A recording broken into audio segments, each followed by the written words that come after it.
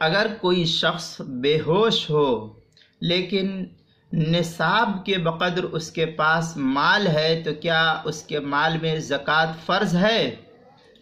جواب: اگر کوئی شخص بے ہوش ہے، ایسا بے ہوش کہ اس کو سال بھر تک ہوش ہی نہیں آیا، سال بھر اسی طریقے سے بے ہوش رہا، مگر اس کی ملکیت میں بقدر نصاب، جو اسلام کا نصاب شرعی اعتبار سے ہوتا ہے، اس نصاب کے بقدر اس کے پاس مال موجود ہے، تو اگرچہ وہ شخص سال بھر بے ہوش پڑا رہا یا بے ہوش رہا، اس سے فرق نہیں پڑتا، اس کے مال پر زکوٰۃ واجب ہوگی۔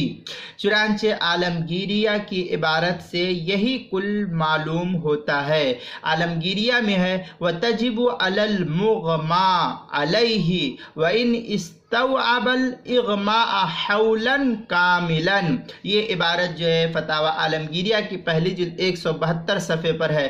شامیہ کے اندر بھی اسی کے مثل عبارت جو ہے تیسری جلد 174 صفحے پر نقل کی گئی ہے، اور تاتارخانیہ کے اندر ہے والمغمى علیہ کالصحیح۔